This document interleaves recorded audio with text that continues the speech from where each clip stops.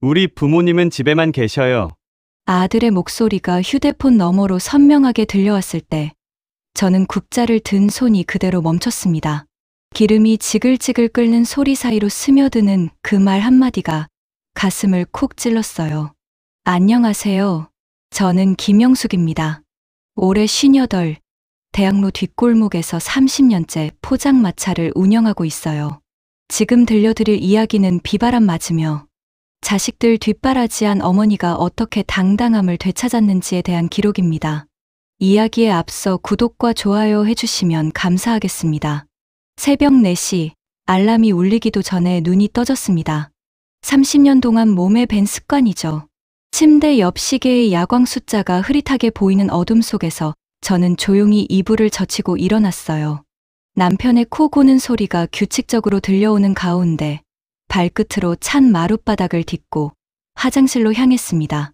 거울에 비친 제 얼굴은 여전히 잠이 덜 깬 모습이었어요. 찬물로 세수를 하니 정신이 또렷해졌습니다.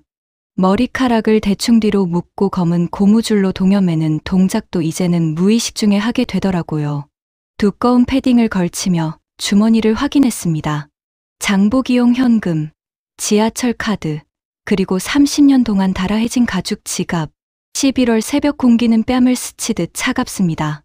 하지만 이제는 익숙한 추위예요. 발걸음을 재촉하며 지하철역으로 향하는 길. 가로등 불빛 아래로 하얀 입김이 피어올랐어요. 경동시장으로 향하는 첫 차에 몸을 맡기며 오늘도 하루를 시작했습니다. 지하철 안은 아직 한산했어요. 새벽 근무로 나가는 사람들이 드문드문 앉아 있을 뿐 대부분은 꾸벅꾸벅 졸고 있었어요. 저는 창문에 비친 제 모습을 바라봤습니다. 화장기 없는 얼굴, 대충 묶은 머리, 수수한 패딩 차림. 평범한 아줌마의 모습이었죠. 경동시장에 도착하니 이미 상인들이 하나둘 문을 열고 있었습니다. 30년 동안 매일 아침 이 시장을 다녔으니 어느 가게에 어떤 재료가 좋은지는 눈 감고도 알 수 있어요. 쌀떡을 고를 때는 손으로 살짝 눌러보며 탄력을 확인하고 어묵은 색깔과 윤기를 꼼꼼히 살펴봅니다. 시장 아저씨가 반갑게 손을 흔들어 주시길래 고개를 끄덕여 인사했어요. 별다른 말은 없었지만 서로의 안부는 충분히 전해졌습니다. 장바구니에 재료를 하나씩 담으면서 오늘도 무사히 하루를 보낼 수 있기를 속으로 빌었어요. 집으로 돌아와 재료를 정리하고 간단히 아침을 먹었습니다. 된장찌개에 밥 한 그릇, 김치 몇 쪽. 소박하지만 든든한 식사였어요. 남편이 늦잠을 자는 사이 혼자 조용히 먹는 아침이 마음에 평온을 가져다 줬습니다. 오후 2시, 본격적인 준비 시간입니다. 남편과 함께 대학로 뒷골목 우리 자리로 향했어요. 30년 동안 같은 자리, 같은 시간. 접이식 테이블을 펼치고 가스레인지를 연결하는 손놀림은 이제 기계처럼 정확했습니다. 냉장고에서 준비해둔 재료들을 꺼내 하나씩 정리하는 동안 마음 한편이 뿌듯했어요. 이렇게 정성껏 준비한 음식으로 누군가의 허기를 달래준다는 것. 그게 제가 30년 동안 지켜온 자부심이었거든요. 떡볶이 국물이 끓어오르기 시작하자 코끝에 매콤한 냄새가 퍼졌습니다. 이 냄새가 제 인생이었어요. 고추장과 설탕의 달콤함, 멸치 육수의 깊은 맛, 그리고 오랜 경험으로 만들어낸 황금 비율. 모든 게 제 일상이자 자랑이라고 생각했는데 저녁 7시쯤 포장마차가 가장 바쁜 시간대였습니다. 대학생들과 직장인들이 하나둘 찾아와 간단한 저녁이나 안주를 주문했어요. 김이 모락모락 올라오는 떡볶이를 접시에 담아 내어드릴 때마다 손님들 얼굴에 번지는 미소를 보며 마음이 따뜻해졌습니다. 그때 휴대폰이 울렸어요. 민수 아들 전화였습니다. 기름 튀기는 소리가 너무 커서 잠시 불을 줄이고 받았죠. 아들의 목소리는 평소보다 조금 어색했어요. 엄마, 지금 바쁘세요? 응, 손님들 와서 좀 바빠. 무슨 일이야? 그런데 아들이 뜸을 들이더니 누군가와 이야기하는 소리가 들려왔어요. 민수야, 부모님은 뭘 하셔? 회사 동료가 묻고 있는 거였어요. 순간 제 심장이 쿵 내려앉은 것 같았습니다. 아들이 뭐라고 대답할지 긴장하며 귀를 기울였습니다. 아, 우리 부모님은 집에만 계셔요. 아버지는 은퇴하셨고, 어머니는 그냥 집에서 살림만.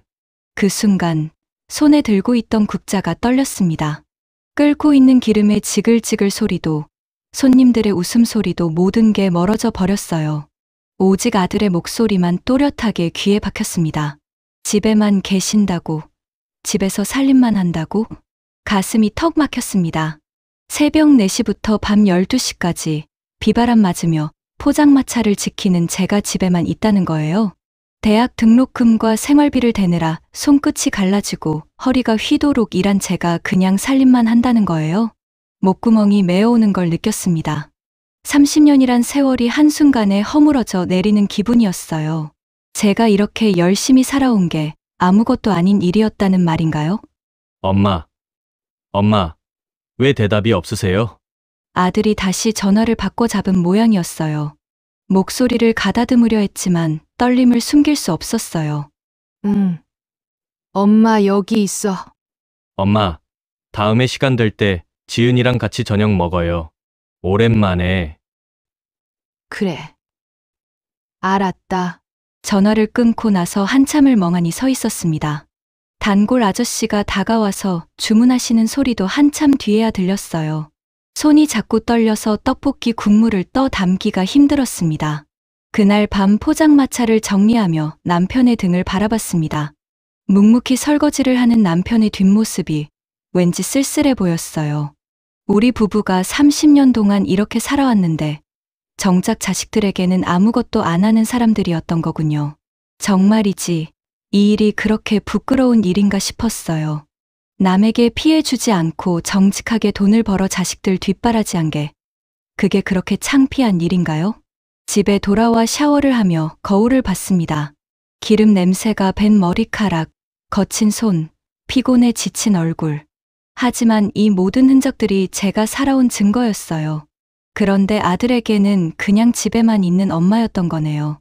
침대에 누워서도 잠이 오지 않았습니다. 천장을 바라보며 아들의 목소리를 되새겼어요. 집에만 계셔요. 그 말이 가슴속에서 메아리 치듯 울려 퍼졌습니다. 내가 30년 동안 뭘 한 걸까? 새벽마다 시장에 가서 신선한 재료를 고르고 손님들 하나하나 정성껏 대접하고 비 오는 날에도 바람 부는 날에도 자리를 지킨 게 정말 아무것도 아닌 일이었을까요?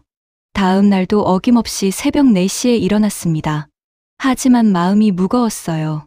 혹시 정말 내가 창피한 일을 하고 있는 건 아닐까? 성공한 자식들에게 짐이 되는 건 아닐까? 그런 생각들이 머릿속을 복잡하게 만들었어요. 그런데 더 큰 충격이 기다리고 있을 줄은 몰랐습니다. 제 인생을 완전히 바꿀 만한 일이 말이에요. 아들의 그 말을 들은 뒤로 사흘이 지났지만 여전히 마음 한구석이 무거웠습니다. 그런데 그날 오후 지은이에게서 전화가 왔어요. 엄마, 오늘 야근하는데 도시락 좀 만들어 주실 수 있어요? 회사 구내식당이 일찍 닫아서. 순간 마음이 따뜻해졌습니다. 아들과 달리 딸은 아직 제 손길을 필요로 한다는 거잖아요. 며칠 동안 움츠러들어 있던 마음에 온기가 스며들었어요. 그날 저녁 포장마차를 일찍 정리하고 정성껏 야근용 도시락을 준비했습니다. 딸이 좋아하는 소불고기에 계란말이, 그리고 속이 든든하도록 주먹밥도 만들었어요. 30년 요리 경력을 쏟아 넣어 하나하나 정성스럽게 준비했죠.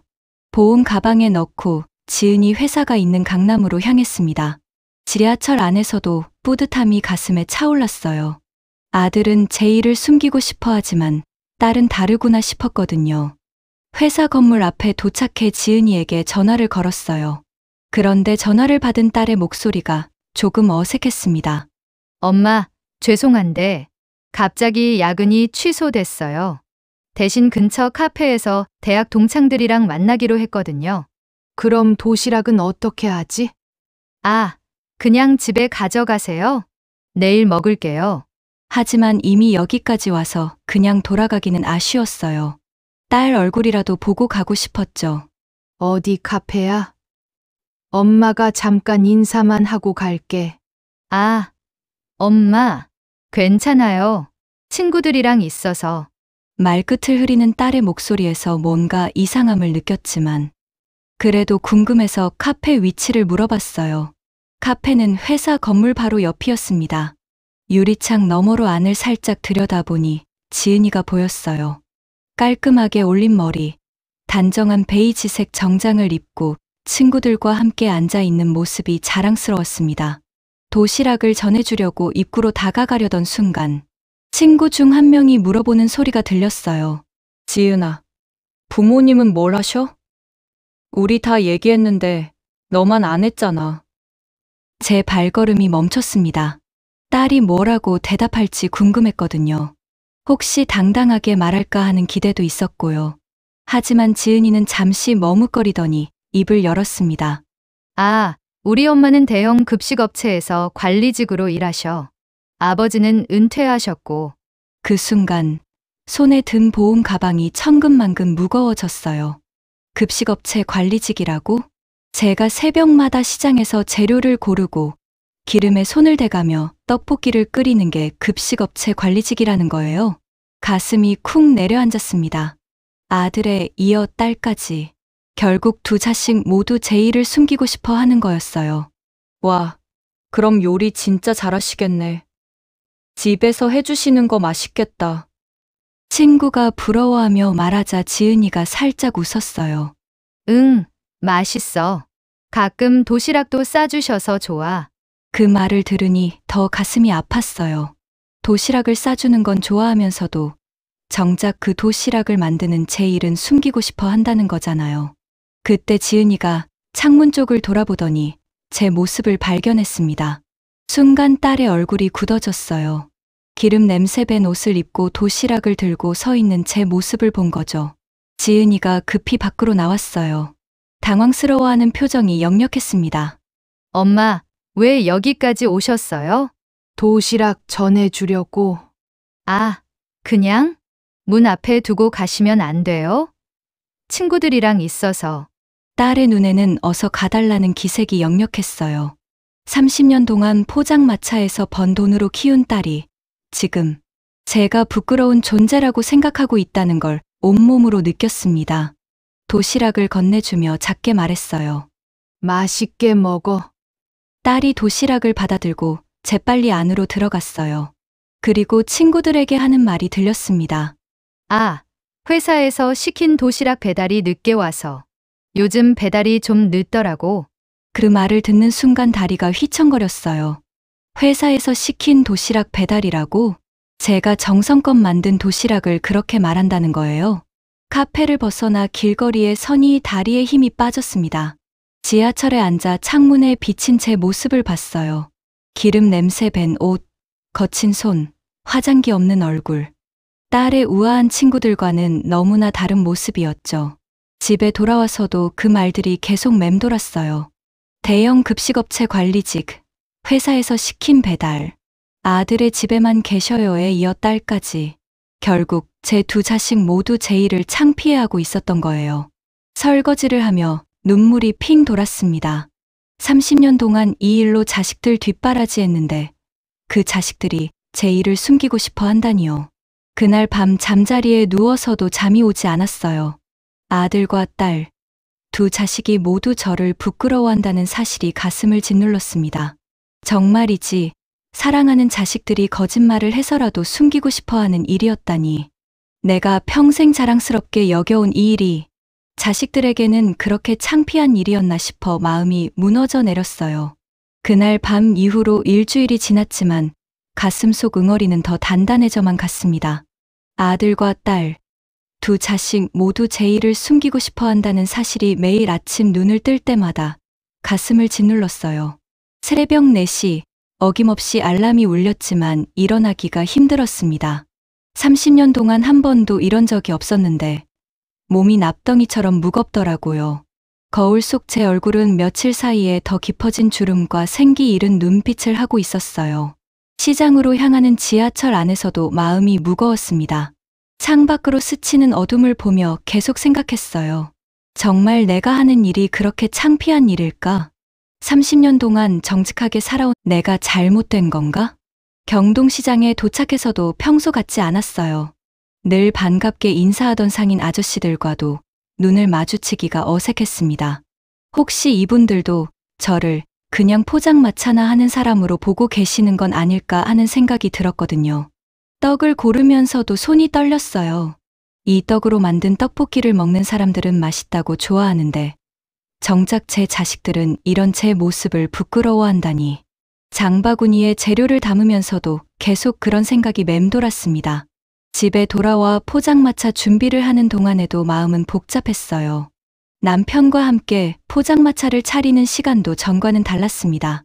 남편은 평소처럼 묵묵히 일을 도와주었지만 저는 자꾸만 주변 시선을 의식하게 되더라고요. 지나가는 사람들이 저희를 어떻게 볼까? 혹시 저 나이에 아직도 포장마차를 한다며 안쓰럽게 생각하는 건 아닐까? 그런데 더 힘든 건 가족들과의 관계였어요. 그날 이후로 아들과 딸 모두 연락이 뜸해졌습니다. 평소 같으면 일주일에 2~3번은 안부 전화라도 왔는데 이제는 일주일이 지나도 소식이 없었어요. 혹시 제가 그날 카페 앞에서 본 걸 눈치챘나 싶어서 지은이에게 먼저 전화를 걸어봤습니다. 하지만 딸의 목소리는 어색했어요. 건성으로 안부를 물어보더니 바쁘다며 서둘러 전화를 끊었죠. 그 짧은 통화에서도 저와 거리를 두려는 마음이 느껴졌어요. 아들에게 전화했을 때도 마찬가지였습니다. 회사 일이 바쁘다는 핑계로 대화를 피하려고 했어요. 예전 같으면 포장마차 일은 어떠냐, 몸은 괜찮으냐 물어보곤 했는데 이제는 그런 질문조차 없었습니다. 저녁 시간대 포장마차에 손님들이 찾아올 때면 잠시 마음이 달랬어요. 대학생들이 맛있다며 엄지손가락을 들어 보이고 직장인들이 피곤한 하루를 달래며 따뜻한 떡볶이를 먹는 모습을 보면 제가 하는 일이 의미 있다는 생각이 들었거든요. 하지만 집에 돌아와 혼자 있을 때면 다시 어둠이 찾아왔어요. 설거지를 하면서도 샤워를 하면서도 계속 아이들 말이 떠올랐습니다. 그런 날들이 며칠 더 지나자 어느 순간 화가 나기 시작했어요. 30년 동안 새벽마다 일어나 성실하게 일했는데 그게 그렇게 부끄러운 일인가? 남에게 피해 주지 않고 정직하게 번 돈으로 자식들 대학까지 보냈는데 그 자식들이 나를 이렇게 대해도 되는 건가? 어느 날 새벽 혼자 마당에 나와 앉았습니다. 11월 찬 공기가 뺨을 스쳤지만 마음속은 오히려 뜨거웠어요. 하늘을 올려다보며 속으로 중얼거렸어요. 정말이지, 내가 왜 이렇게 위축되어 살아야 하나? 포장마차를 준비하면서도 마음가짐이 달라졌어요. 주변 시선을 의식하기보다는 제가 하는 일에 집중했습니다. 30년 동안 쌓아온 노하우로 만드는 떡볶이, 정성스럽게 튀긴 튀김, 따뜻하게 끓인 어묵국, 이 모든 게 제 자랑이었어요. 그날 저녁, 단골 대학생 한 명이 다가와서 말했어요. 시험 기간에 힘들 때마다 이모네 떡볶이 먹으면서 버텼다고. 졸업 후에도 가끔 생각날 거라고. 그 말을 들으니 가슴이 뭉클했어요. 적어도 이 아이에게는 제가 소중한 존재구나 하는 생각이 들었거든요. 집에 돌아와 거울 앞에 섰어요. 기름 냄새 밴 옷, 거친 손, 피곤해 지친 얼굴. 하지만 이제는 이 모습이 부끄럽지 않았어요. 이 모든 게 제가 성실하게 살아온 증거였으니까요. 그날 밤 잠자리에 들기 전 마음속으로 다짐했습니다. 자식들이 나를 부끄러워한다면 그건 자식들 문제야. 나는 내 일에 당당할 거야. 30년 동안 정직하게 살아온 내가 누구에게 기죽을 이유는 없어. 새벽 바람이 창문을 스치며 들어왔지만 이제 춥지 않았어요. 마음속에 따뜻한 불씨가 다시 타오르기 시작했거든요. 내일부터는 달라질 거야. 내 인생을 남의 시선에 맞춰 사는 건 이제 그만두자. 정말이지, 이제는 당당하게 살 때가 됐어요. 누가 뭐라고 하든 내 일에 자부심을 갖고 살아가겠다고 다짐했습니다. 당당하게 살겠다고 다짐한 지 며칠이 지났을 때 평소와 다른 손님이 포장마차를 찾아왔습니다. 그날 저녁도 어김없이 떡볶이 국물을 끓이고 있었어요. 김이 모락모락 올라오는 국자를 저으며 마음은 한결 가벼웠습니다. 며칠 전 다짐한 대로 이제는 제 일에 자부심을 갖고 있었거든요. 그때 눈에 익은 얼굴이 포장마차 앞에 멈춰 섰어요. 한참을 들여다보더니 조심스럽게 다가오는 모습에서 뭔가 낯익은 느낌이 들었습니다. 혹시 영숙이 맞지? 순간 손이 멈췄어요. 그 목소리, 그 얼굴. 고등학교 때 단짝이었던 순이었습니다. 30년 만에 만나는 친구의 모습은 많이 달라져 있었어요. 깔끔한 정장에 명품 가방, 단정하게 손질한 머리까지 성공한 사업가의 모습이었죠. 반면 기름 냄새 나는 앞치마를 두른 제 모습이 갑자기 초라하게 느껴졌어요. 하지만 이제는 위축되지 않기로 했잖아요. 환하게 웃으며 인사했습니다. 순이가 포장마차 의자에 앉으며 주변을 둘러봤어요. 30년 동안 이 자리를 지켜온 이야기, 두 자식을 키우며 살아온 이야기를 나누었습니다. 친구는 진지하게 들어주었어요. 그런데 순이가 떡볶이를 한 입 먹어보더니 눈을 크게 뜨더라고요. 영수가, 이 맛 정말 대단한데? 30년 경력이 느껴져? 그 말에 가슴이 뭉클했어요. 자식들은 부끄러워했지만 적어도 친구는 제 실력을 알아봐 주는구나 싶었거든요. 순이는 계속해서 감탄했습니다. 떡볶이뿐만 아니라 튀김, 어묵까지 하나하나 맛보며 고개를 끄덕였어요. 그리고는 놀라운 말을 했습니다. 영수가, 너 정말 재능 낭비하고 있어? 이 정도 실력이면 푸드트럭 해볼 생각 없어? 푸드트럭이라고? 저는 국자를 든 손을 멈추고 순이를 바라봤어요. 요즘 푸드트럭 대박 나거든. 특히 너처럼 30년 경력에 이런 맛이면 진짜 성공할 수 있을 것 같은데. 순이의 눈빛이 진지했어요. 단순한 격려가 아니라 정말로 가능성을 보고 있다는 걸 느꼈습니다. 하지만 현실적인 걱정이 앞섰어요. 푸드트럭을 하려면 돈도 많이 들 텐데 지금 나이에 새로운 일을 시작한다는 게 나이도 이제 많고 자식들도 반대할 텐데 그러자 순이가 손을 저으며 말했어요. 나이가 뭐가 중요해? 경험과 실력이 중요하지. 그리고 자식들 성공하면 오히려 자랑스러워할걸? 그 말을 들으니 며칠 전 아이들의 거짓말이 떠올랐어요. 급식업체 관리직, 회사 배달. 만약 정말 성공한다면 그때는 달라질까요? 순이는 자신의 명함을 꺼내며 진심 어린 표정으로 말했습니다. 일단 생각해봐. 내가 도와줄 수 있는 건 뭐든 도와줄게. 30년 쌓아온 게 아까워. 명함을 받아드는 제 손이 살짝 떨렸어요. 주식회사 푸드엔조이 대표이사 김순이라고 적혀 있었습니다. 정말 성공한 사업가였구나 싶었죠. 순이가 떠난 후에도 한참을 멍하니 서 있었어요. 푸드트럭이라. 생각해 본 적도 없는 일이었지만 왠지 가슴이 뛰었습니다. 그날 밤 집에 돌아와서도 순이의 말이 계속 맴돌았어요. 재능 낭비, 성공할 수 있을 것 같다. 30년 쌓아온 게 아까워.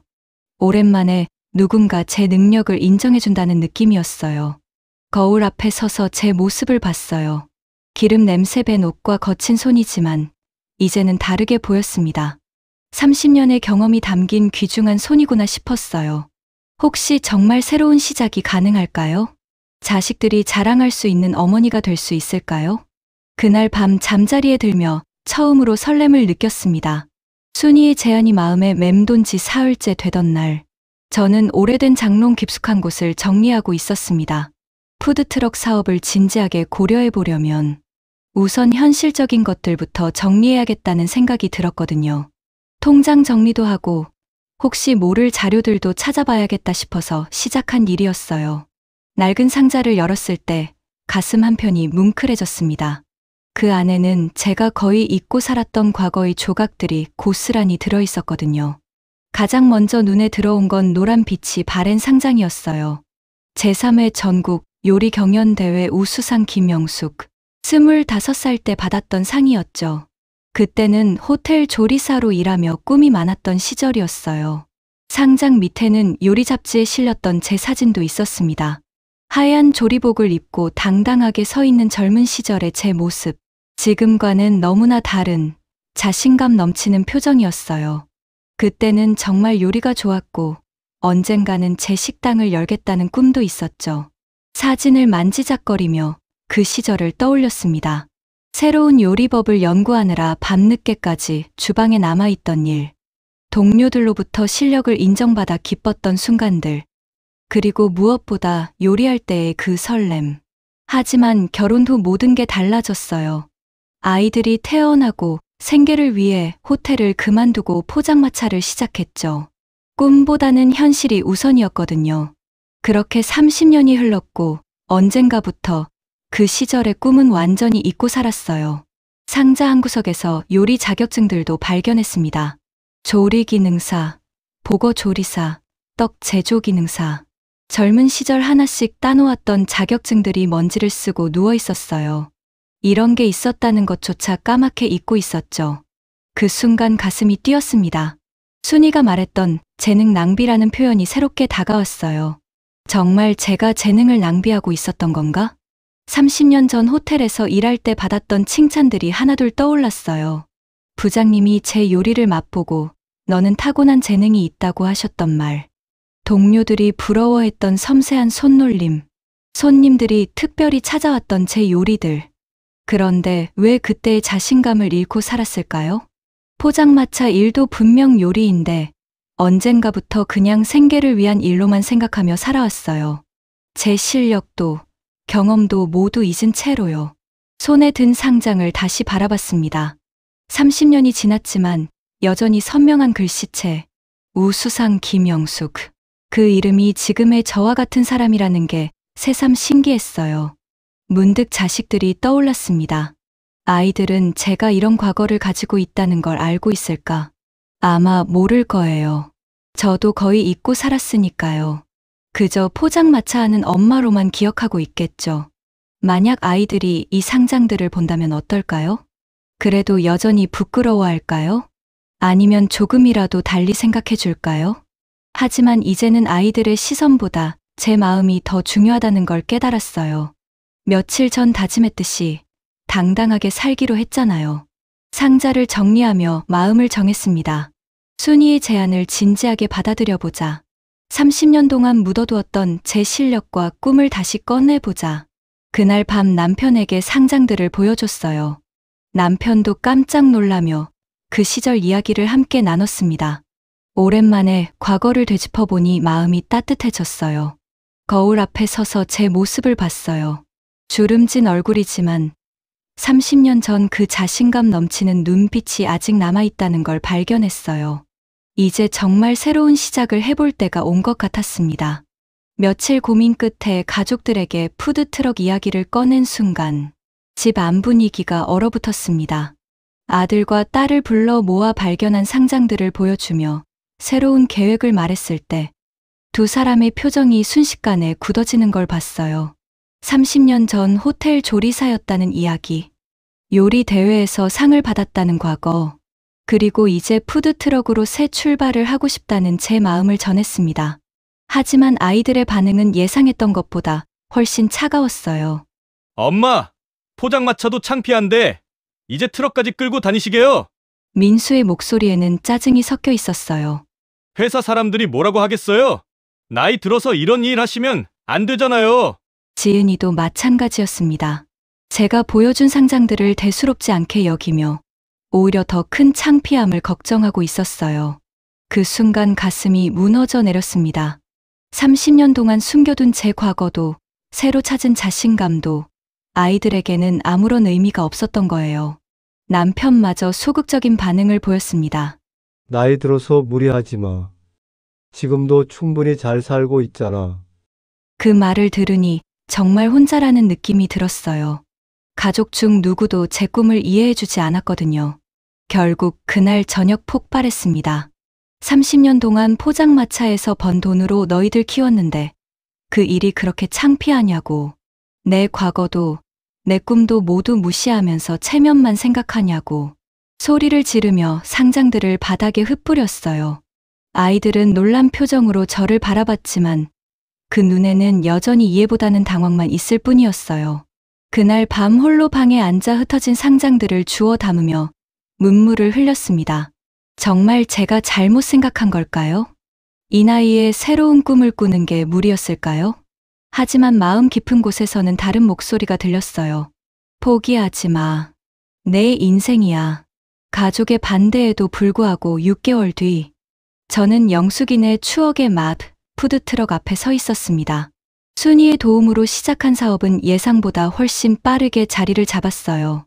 30년 동안 쌓아온 손맛이 드디어 빛을 발하는 순간이었죠. 대학가에서 시작한 푸드트럭은 입소문을 타고 직장인들 사이에서도 유명해졌어요. SNS에 올라오는 후기들을 보며 가슴이 벅차올랐습니다. 30년 경력의 진짜 맛, 포장마차 감성 그대로, 할머니표 정성 가득. 사람들이 제 요리에 이렇게 열광할 줄은 꿈에도 몰랐어요.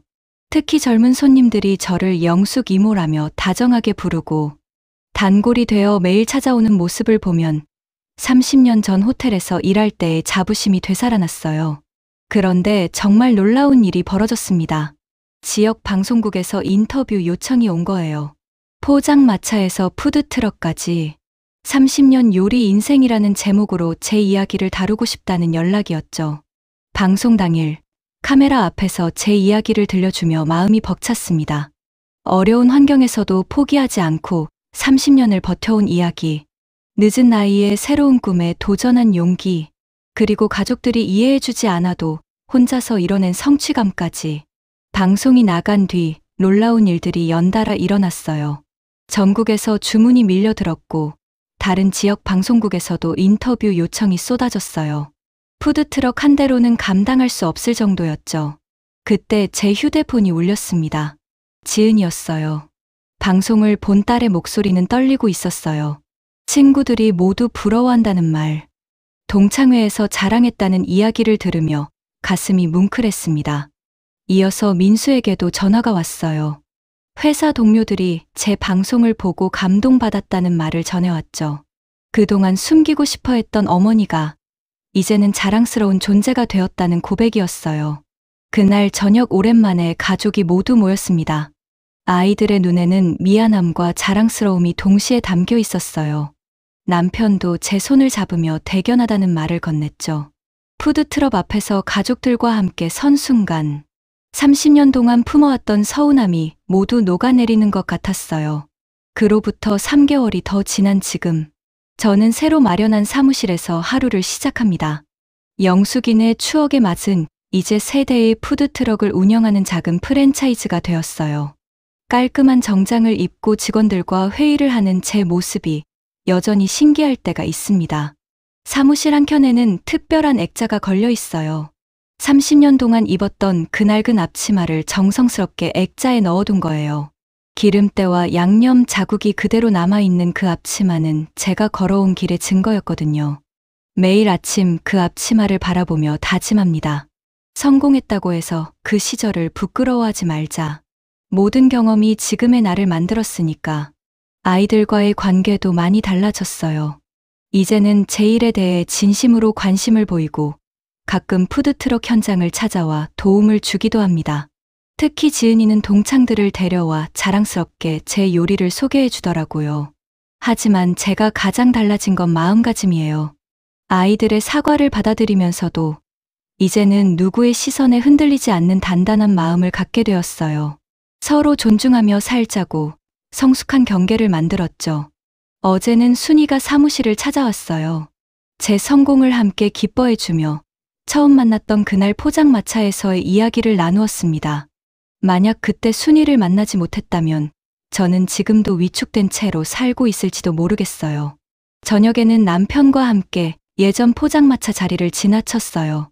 30년을 지켰던 그 골목은 여전히 그대로였지만 이제 다른 분이 자리를 지키고 계시더라고요. 그분께 인사를 드리며 마음속으로 감사했습니다. 이 자리에서 쌓은 경험들이 모두 지금의 저를 만들어준 소중한 밑거름이었으니까요. 집에 돌아와 거울 앞에 섰어요. 주름은 더 깊어졌지만 눈빛만큼은 30년 전 호텔에서 일할 때처럼 자신감으로 빛나고 있었어요. 정말이지, 나이는 숫자일 뿐이더라고요. 꿈을 꾸는데 늦은 때란 없다는 걸 몸소 깨달았어요. 이제 새로운 도전도 기다리고 있어요.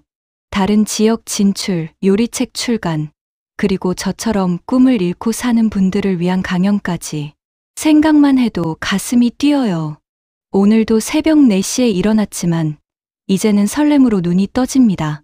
30년 동안의 경험과 새로 찾은 꿈이 만나 만들어갈 내일이 기대되거든요. 당당하게 살겠다고 다짐했던 그날의 마음을 잊지 않고 앞으로도 제 길을 걸어가려고 해요. 저희 삶을 응원하신다면 구독과 좋아요 부탁드립니다.